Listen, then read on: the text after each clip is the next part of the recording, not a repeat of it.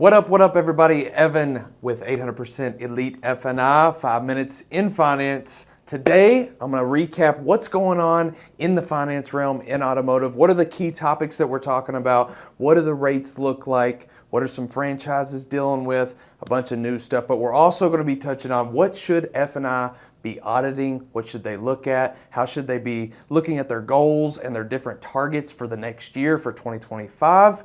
We always look at ourselves as an owner, as a GM. We look at different parts of our company, but do we focus on the F&I department? So I'm going to be breaking those down on the 8 pillars of life, what they should have, what targets they should have, and how we're going to achieve it. Most importantly, we can all create goals and targets, but if we don't have a roadmap or an action plan, they're never going to get done.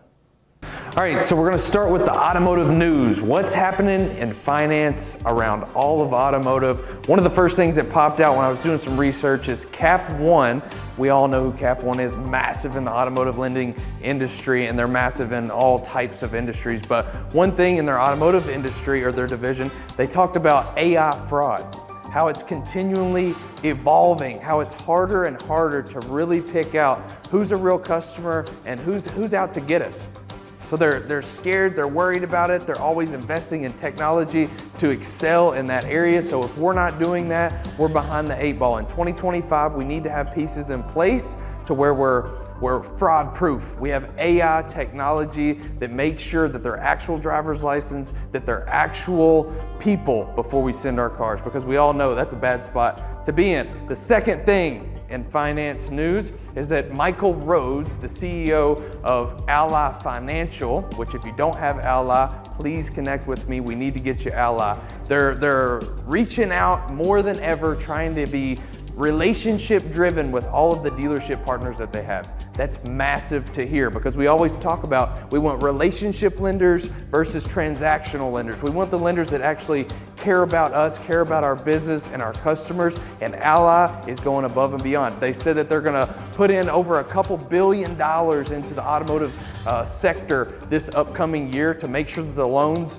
that we have more flexibility than ever. Higher terms, lower rates, better programs for all of our customers and our finance managers. So please lean into Ally, not only Ally, but your captive lenders. I'm sure they're doing the same type of things. The third thing, now more than ever, payments are starting to be over $1,000. Research shows that 17% of car payments recorded in 2024, at least Q3, were over $1,000. 17% of our customers are committing to over $1,000 a month. Now the bulk of it, the 80-some% that's left, is going to be $750 and above. So an average person coming in making average money is at least paying $750 a month, and a big portion of them are over $1,000. Now, what does that mean in our F&I departments? It means opportunity. It means that we need to be out in front of these deals early. We need to get involved. We need to set expectations for our customers so that they know what reality is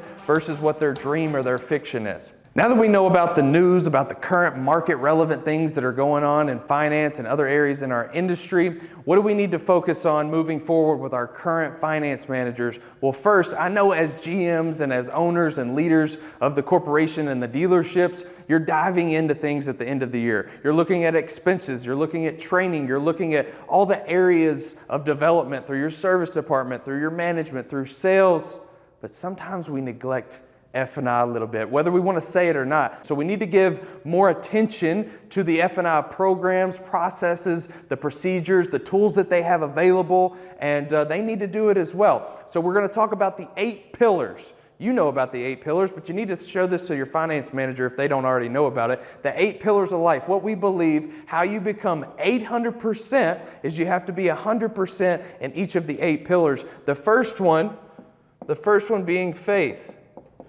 So faith not only is religious faith, but faith in your business, faith in your salespeople, faith in your products, faith in your lenders, faith in yourself. That's the biggest thing. We need to relay this to our finance managers. We need to set 2025 targets and goals. What are we going to do with the faith? Next is family. Family's a huge part. Outside of work affects inside of work. So what are you going to do to help develop your family, to make sure that relationship's tight so you can do whatever you need to do at work? Stay the late hours, come in early, have conversations while you're on your days off. All of those things, we need to make sure to have a strong relationship with our family outside of work so that can flow into the inside of work, so that can flow in the business side. Then we've got fitness.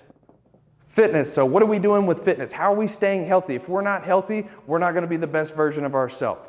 We need to eat right. We need to, obviously, the morning 5, physical activity every single day. I don't care if it's walking, whatever it is, whatever you like to do, get out and sweat on a daily basis. Make sure you eat right. Make sure that we set time. I know they say, hey, we're busy. We're doing deals. We're doing this. We get fast food. Let's make sure that they have the resources to eat healthy and have a great fitness plan. So we've got faith, family, fitness. Then we've got friends.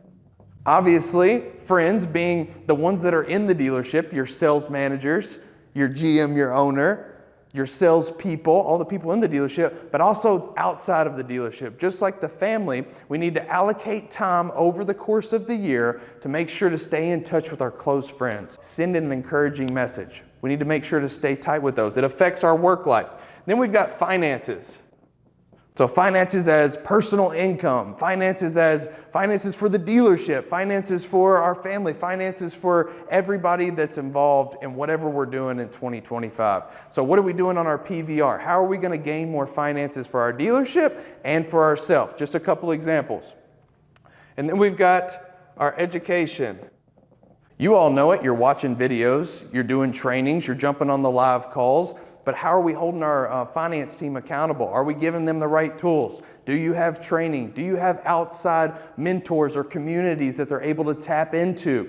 If not, what about automotive news? What about finance news? What about CBT news? What about all these other resources that they should be using? And then we've got our career. So obviously, what are our career goals?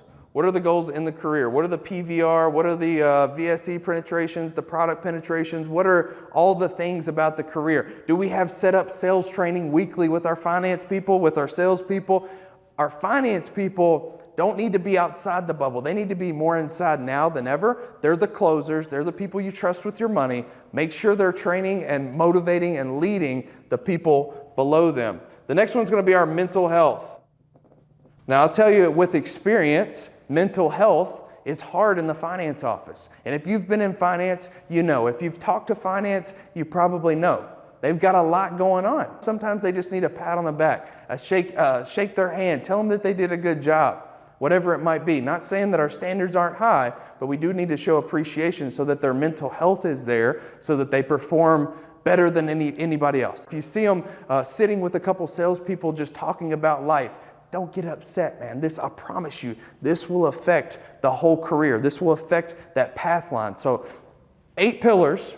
Make sure we're getting with our finance people one-on-one. You, your GSM, your finance director, I don't care who it is, who you designate it to be, but we have to set our goals. We have to set our targets. We've got to track them. If you're with the 800% Elite F&I, they have a planner that does all of this for them. I've got the resources to send them. Please don't hesitate to reach out. I want to help you and your team. 800%, let's rock.